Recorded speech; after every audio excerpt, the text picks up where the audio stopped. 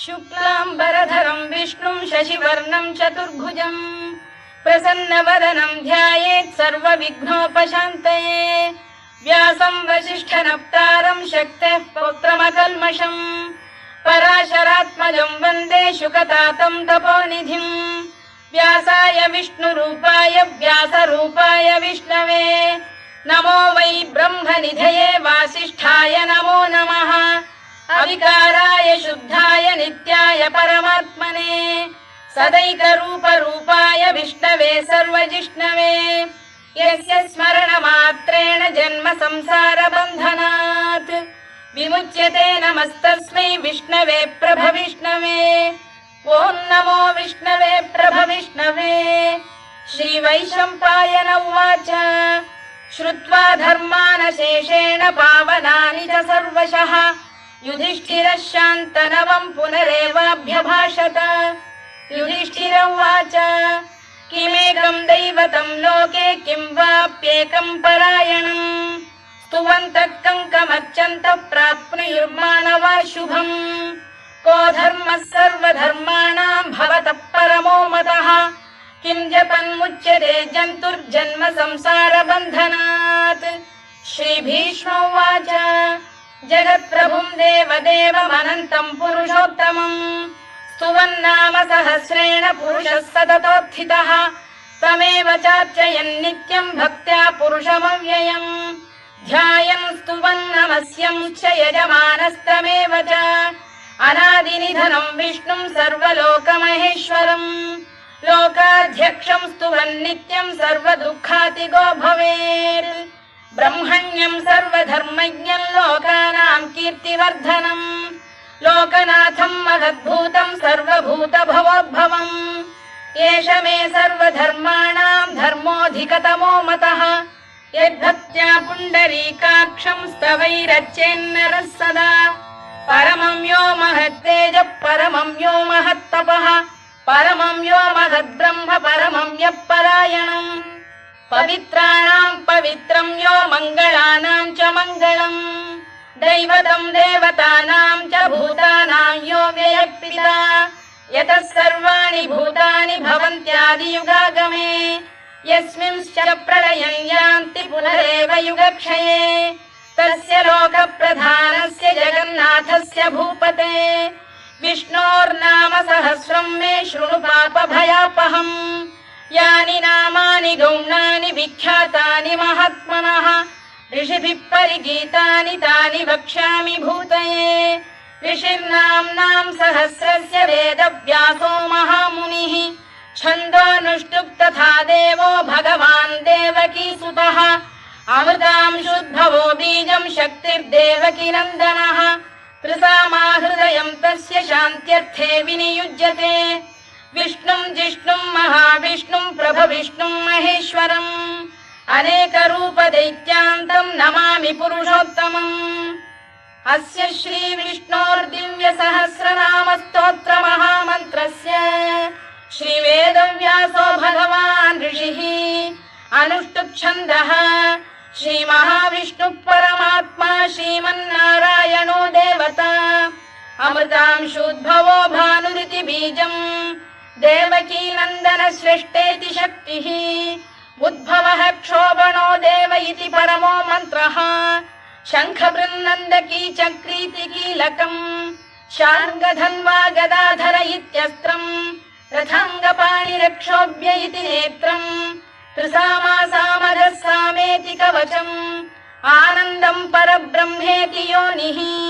ऋतुः सुदर्शनकार इति दिग्बन्धः श्रीविश्वरूप इति ध्यानम्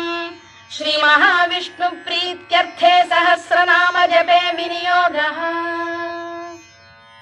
ध्यानम् क्षीरोदन्वत्प्रदेशे शुचिमणिविलसत्सैकते मौक्तिकानाम् मालाक्लुप्तासनस्थस्फटिकमणिनिभैर्मौक्तिकैर्मण्डिताङ्गः शुभ्रैरभ्रैरदभ्रैरुपरि विरचितैर्मुक्तपीयूषवर्षैः आनन्दीनः पुनीयादरिनलिन गदा शङ्खपाणिर्मुकुन्दः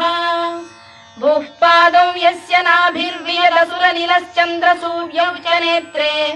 कर्णावाशा शिरोद्यौर्मुखमपि दहनो यस्य वास्तेयमब्धिः अन्तस्थं यस्य विश्वं सुरनरखगो भोगि गन्धर्वदैत्यैः चित्रं रम्यते तं त्रिभुवन वपुषं विष्णुमीशं नमामि।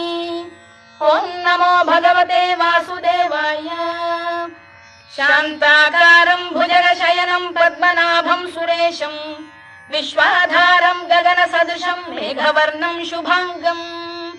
लक्ष्मीकान्तं कमलनयनं योगिधृध्यानगम्यं वन्दे विष्णुं भवभयहरं सर्वलोकैकनाथम्। मेघश्यामं पीतकौशेयवासं श्रीवत्साङ्कं कौस्तुभोद्भासिताङ्गम् पुण्योपेतं पुण्डरीकायताक्षं विष्णुं वन्दे सर्वलोकैकनाथम्। नमः समस्तभूतानामादिभूताय भूभृते अनेकरूपरूपाय विष्णवे प्रभविष्णवे सशङ्खचक्रं सकिरीटकुण्डलं सपीतवस्त्रं सरसीरुहेक्षणं सहारवक्षस्थलशोभिकौस्तुभं नमामि विष्णुं शिरसा चतुर्भुजम्। छायायां पारिजातस्य हेमसिंहासनोपरि आसीनमम्बुदश्याममायताक्षमलङ्कृतम् चन्द्राननं चतुर्बाहुं श्रीवत्साङ्कितवक्षसम् रुक्मिणी सत्यभामाभ्यां सहितं कृष्णमाश्रये।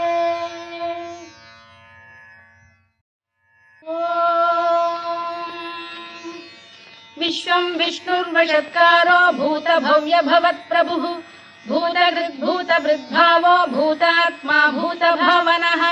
भूतात्मा परमात्मा च मुक्तानां परमागतिः अव्ययः पुरुषः साक्षी क्षेत्रज्ञोऽक्षर एव च योगो योगविदां नेता प्रधानपुरुषेश्वरः नारसिंहवपुः श्रीमान् केशवः पुरुषोत्तमः सर्वः शर्वः शिवस्थाणुर्भूतादिर्निधिरव्ययः सम्भवो भावनो भर्ता प्रभवः प्रभुरीश्वरः स्वयंभूः शम्भुरादित्यः पुष्कराक्षो महास्वनः अनादिनिधनो धाता विधाता धातुरुत्तमः अप्रमेयो ऋषिकेशः पद्मनाभोऽमरप्रभुः विश्वकर्मा मनुस्पष्टा स्थविष्ठस्थविरो ध्रुवः अग्राह्यः शाश्वतः कृष्णो लोहिताक्षप्रदर्दनः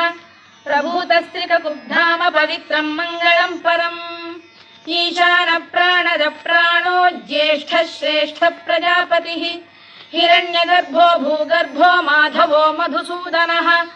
ईश्वरो विक्रमी धन्वी मेधावी विक्रमक्रमः अनुत्तमो दुराधर्षः कृतज्ञः कृतिरात्मवान् सुरेशः शरणं शर्म विश्वरेताः प्रजाभवः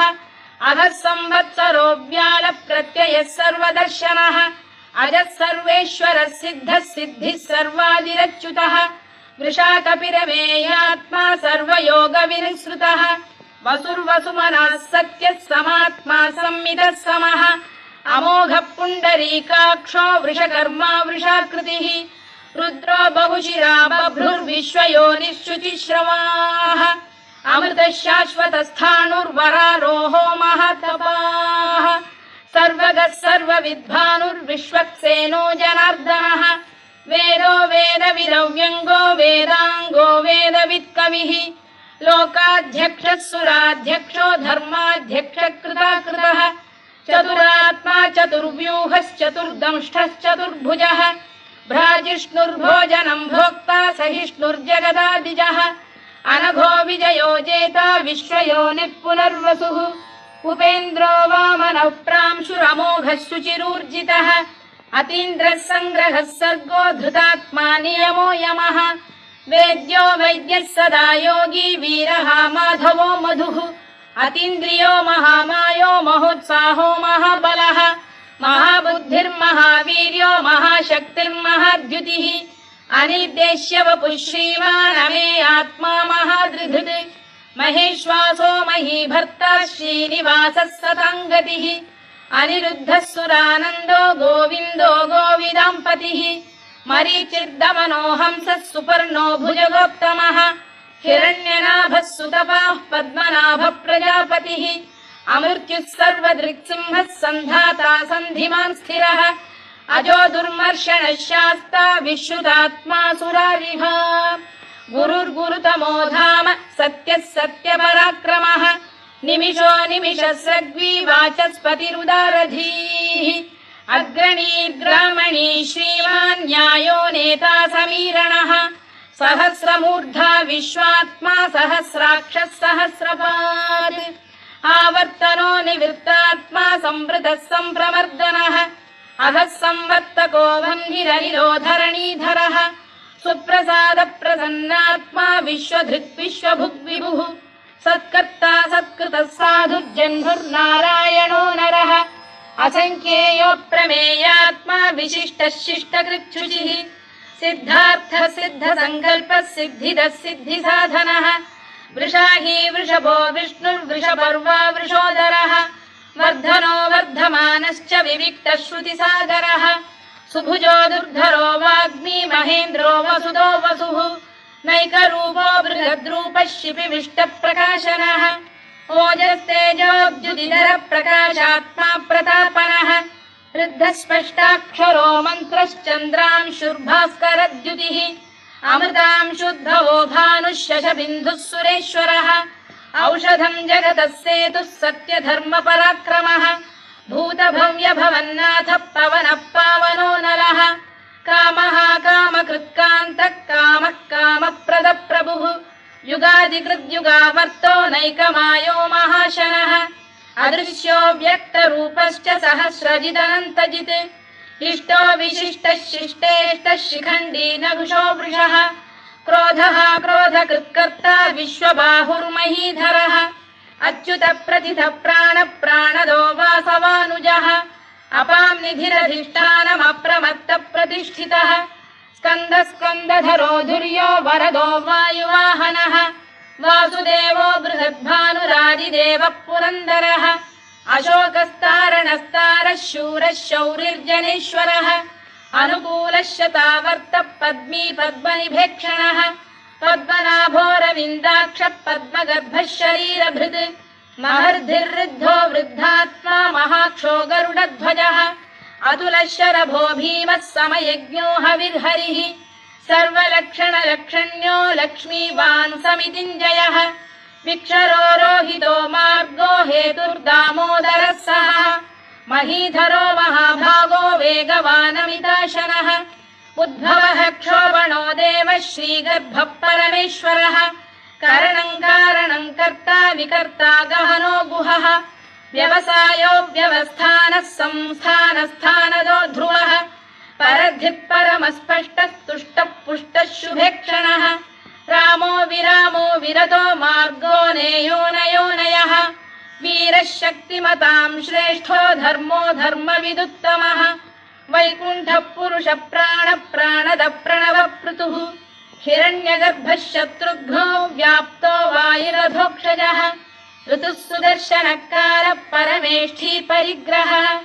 उग्रः संवत्सरो दक्षो विश्रामो विश्वदक्षिणः विस्तारस्थावरस्थाणुः प्रमाणं बीजमव्ययम् अर्थोऽनर्थो महाकोशो महाभोगो महाधनः अनिर्विण्णस्थविष्ठो भूर्धर्मयूपो महामखः नक्षत्रनेमिर्नक्षत्री क्षमः क्षामः समीहनः यज्ञयुज्यो महेज्यश्च क्रतुः सत्रं सदां गतिः सर्वदर्शी विमुक्तात्मा सर्वज्ञो ज्ञानमुत्तमम् सुव्रतः सुमुखः सूक्ष्मः सुघोषः सुखदः सुहृद् मनोहरो जितक्रोधो वीरबाहुर्विदारणः स्वापनः स्ववशो व्यापी नैकात्मा नैककर्मकृत् वत्सरो वत्सलो वत्सी रत्नगर्भोधनेश्वरः धर्मकृद्धर्मी सदसक्षरमक्षरम् अविज्ञाता सहस्रांशुर्विधाता कृतलक्षणः गभस्तिनेमिः सप्तस्तः सिंहो भूतमहेश्वरः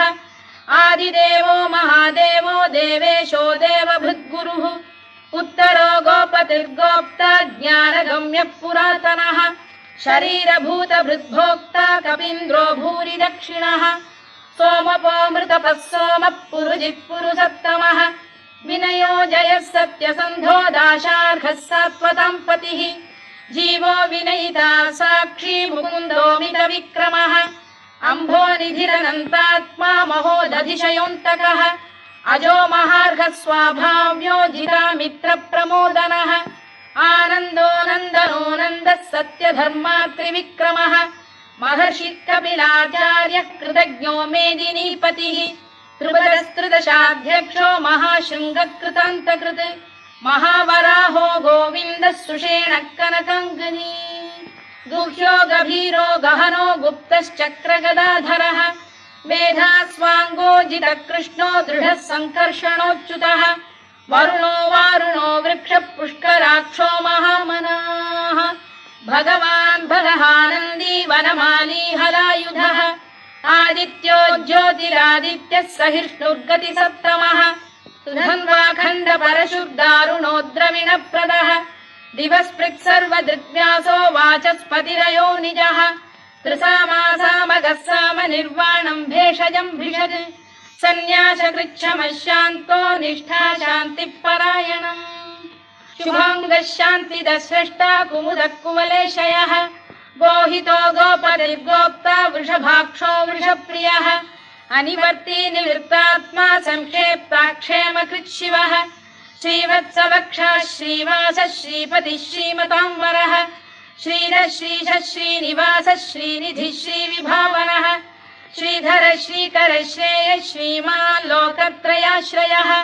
स्वक्षः स्वङ्गः शतानन्दो नन्दिर्ज्योतिर्गणेश्वरः विजितात्मा विधेयात्मा सत्कीर्तिश्चिन्न संशयः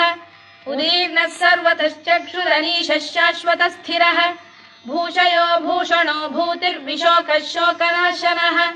अर्चिष्मानर्चितः कुम्भो विशुद्धात्मा विशोधनः अनिरुद्धो प्रतिरथः प्रद्युम्नो मितविक्रमः कालनेमिनिः वीरः शौरिः शूरजनेश्वरः त्रिलोकात्मा त्रिलोकेशः केशवः केशिः हरिः कामदेवः कामपालः कामी कान्तकृतागमः अनिर्देश्य वपुर्विष्णुर्वीरोऽनन्तो धनञ्जयः ब्रह्मण्यो ब्रह्मकृद्ब्रह्मा ब्रह्म ब्रह्मविवर्धनः ब्रह्मविब्राह्मणो ब्रह्मी ब्रह्मज्ञो ब्राह्मणप्रियः महाकमो महाकर्मा महातेजा महोरगः महाक्रतुर्महायज्वा महायज्ञो महाहविः स्तव्यस्तव प्रियस्तोत्रम् स्तुतिस्तोतारणप्रियः पूर्णः पूरयिता पुण्यः पुण्यकीर्तिरनामयः मनोजवस्तीर्थकरो वसुरेता वसुप्रदः वसुप्रदो वासुदेवो वसुर्वसुमनाहविः सद्गतिः सत्कृतिः सत्ता सद्भूतिः सत्परायणः शूरसेनो यदुश्रेष्ठः सन्निवासः सुयामुनः भूतावासो वासुदेवः सर्वासु निलयो नलः दर्पः दर्पदो दृप्तो दुर्धरोऽथा पराजितः विश्वमूर्तिर्महामूर्तिर्दीप्तमूर्तिरमूर्तिमान् अनेकमूर्तिरव्यक्तः शतमूर्तिः शताननः एकोनैकः स वक्र किम् यत्तत्पदमनुत्तमम् लोकबन्धुर्लोकनाथो माधवो भक्तवत्सलः सुवर्णवर्णो हेमाङ्गो वराङ्गश्चन्दनाङ्गदी वीरः विषमः शून्यो घृता क्षीरचरश्चरः अमानी मानदो मान्यो लोकस्वामी त्रिलोकधृत् सुमेधा मेधजो धन्यः सत्यमेधाधराधरः तेजो वृषोद्युतिधरः सर्वशत्रभृताम्बरः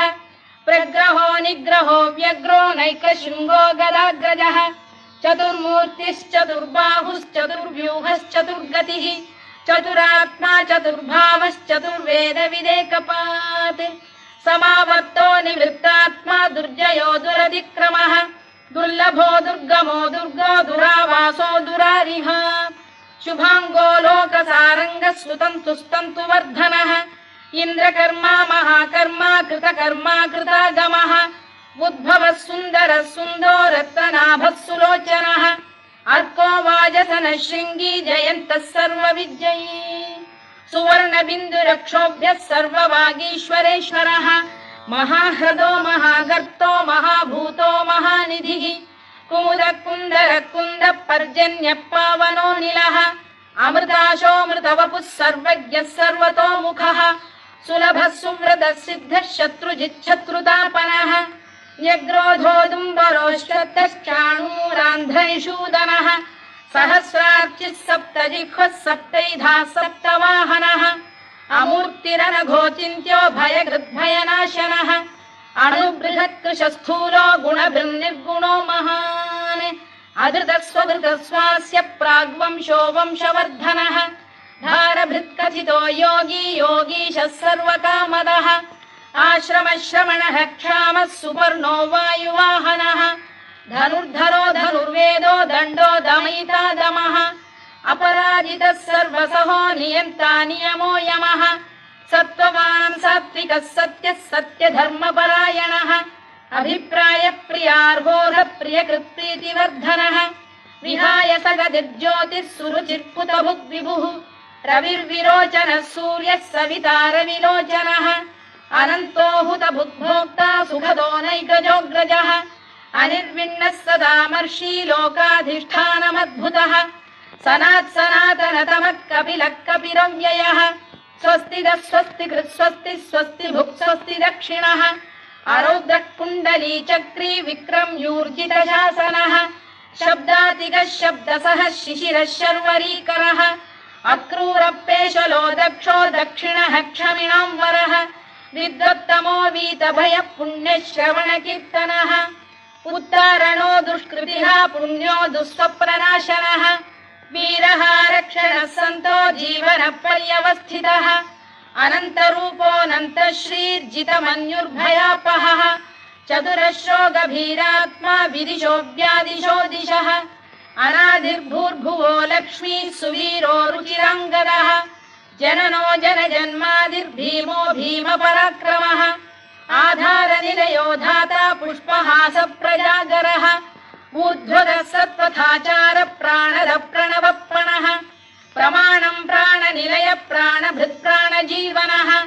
तत्त्वं तत्त्वविदेकात्मा जन्म मृत्युजरातिगः भूर्भुवः स्वस्तरुस्तारः सविता प्रपितामहः यज्ञो यज्ञपतिर्यज्वा यज्ञाङ्गो यज्ञवाहनः यज्ञभृद्यज्ञकृद्यज्ञी यज्ञभुग्यज्ञसाधनः यज्ञान्तकृद्यज्ञगुह्यमन्नमन्नाद एव च आत्मयोनिः स्वयं जातो वैखानः सामगायनः देवकीनन्दनः स्रष्टा क्षितीशः पापनाशनः शङ्खबृन्नन्दकी चक्री शार्ङ्गधन्वा गदाधरः तथाङ्गपाणिरक्षोभ्यः सर्वप्रहरणायुधः सर्वप्रहरणायुधो नम इति वनमाली गरीशाङ्गी शङ्खी चक्री च नन्दकी श्रीमान्नारायणो विष्णुर्वासुदेवोऽभिरक्षतु वनमाली गरीशाङ्गी शङ्खी चक्री च नन्दकी श्रीमान्नारायणो विष्णुर्वासुदेवोऽभिरक्षतु वनमाली गरीशाङ्गी शङ्खी चक्री च नन्दकी श्रीमान्नारायणो विष्णुर्वासुदेवोऽभिरक्षतु इतीदं कीर्तनीयस्य केशवस्य महात्मनः नाम्नां सहस्रं दिव्यानामशेषेण प्रकीर्तितम् य इदं शृणुयान् नित्यं यश्चापि परिकीर्तयेत् नाशुभं प्राप्नुयात् किञ्चित् सोमुत्प्रेह च मानवः वेदान्तगो ब्राह्मणः स्यात् क्षत्रियो विजयी भवेत् वैश्यो धनसमृद्धः स्यात् शूद्रः सुखमवाप्नुयात् धर्मार्थी प्राप्नुयात् धर्ममर्थार्थी चार्थमाप्नुयात् कामानवाप्नुयात् कामी प्रजार्थी चाप्नुयात् प्रजाम् भक्तिमान् यः सदोत्थाय शुचिस्तद्गतमानसः सहस्रं वासुदेवस्य नाम्नामेतत्र कीर्तयेत् यशः प्राप्नोति विपुलं याति प्राधान्यमेव च अचलां श्रियमाप्नोति श्रेयः प्राप्नोत्यनुत्तमम् न भयं क्वचिदाप्नोति वीर्यं तेजश्च विन्दति भवत्यरोगोद्युतिमान् बलरूपगुणान्वितः रोगार्तो मुच्यते रोगात् बद्धो मुच्येत बन्धनात् भयान्मुच्येत भीतस्तु मुच्येतापन्न आपदः दुर्गाण्यतितरत्याशु पुरुषः पुरुषोत्तमम् सुवन्नाम सहस्रेण नित्यं भक्तिसमन्वितः वासुदेवाश्रयो मर्त्यो वासुदेवपरायणः सर्वपापविशुद्धात्मा याति ब्रह्म सनातनम् न वासुदेव भक्तानामशुभम् विद्यते क्वचित् जन्म मृत्युजरा व्याधि भयम् नैवोपजायते इमं स्तवमधीयानः श्रद्धा भक्ति समन्वितः युज्येतात्मसुखक्षान्तिः श्रीधृतिस्मृतिकीर्तिभिः न क्रोधो न च मात्सर्यम् न लोभो न शुभामतिः भवन्ति कृतपुण्यानाम् भक्तानाम् पुरुषोत्तमे द्यौः स चन्द्रार्कनक्षत्राखम् दिशो भूर्महो दधिः वासुदेवस्य वीर्येण विधृतानि महात्मनः ससुरासुरगन्धर्वम् स यक्षोरगराक्षसम् जगत्वशे वर्ततेदम् कृष्णस्य सचराचरम् इन्द्रियाणि मनो बुद्धिः सत्त्वम् तेजो बलम् धृतिः वासुदेवात्मकान्याहुः क्षेत्रम् क्षेत्रज्ञ एव च सर्वागमानामाचार प्रथमम् परिकल्पते आचार प्रभवो धर्मो धर्मस्य प्रभुरच्युतः ऋषयः पितरो देवा महाभूतानि धातवः जङ्गमा जङ्गमम् चेदम् जगन्नारायणोद्भवम् योगो ज्ञानम् तथा साङ्ख्यम् विद्या शिल्पादिकर्म च वेदाः शास्त्राणि विज्ञानमेतत् सर्वम् जनार्दनात् एको विष्णुर्महद्भूतम् पृथग्भूतान्यनेकशः त्रीन् लोकान् व्याप्य भूतात्मा भुङ्क्ते विश्वभुवव्ययः इमं स्तवम् भगवतो विष्णोर्व्यासेन कीर्तितम् पठेद्य इच्छेत् पुरुषः श्रेयत् प्राप्तुम् सुखानि च विश्वेश्वरमजम् देवम् जगतः प्रभुमव्ययम् भजन्ति ये पुष्कराक्षम् न ते यान्ति पराभवम् न ते यान्ति पराभवम् ओन्नम इति अर्जुनोवाच पद्मपत्र विशालाक्ष पद्मनाभ सुरोत्तमा भक्तानामनुरक्तानाम् त्राता भव जनार्दन श्रीभगवानुवाच यो माम् नाम सहस्रेण स्तोतुमिच्छति पाण्डव सोऽहमेकेन श्लोकेन स्तुत एव न संशयः स्तुत एव न संशयोन्नम इति व्यास उवाच वासनाद्वासुदेवस्य वासितम् भुवनत्रयम् सर्वभूतनिवासोऽसि वासुदेव नमोऽस्तु ते वासुदेव नमोऽस्तु ते ओन्नम इति पार्वत्युवाच केनोपायेन लघुना विष्णोर्नाम सहस्रकम् पठ्यते पण्डितैर्नित्यम् श्रोतुमिच्छाम्यहम् प्रभो ईश्वर उवाच श्रीराम राम रामेति रमे रामे मनोरमे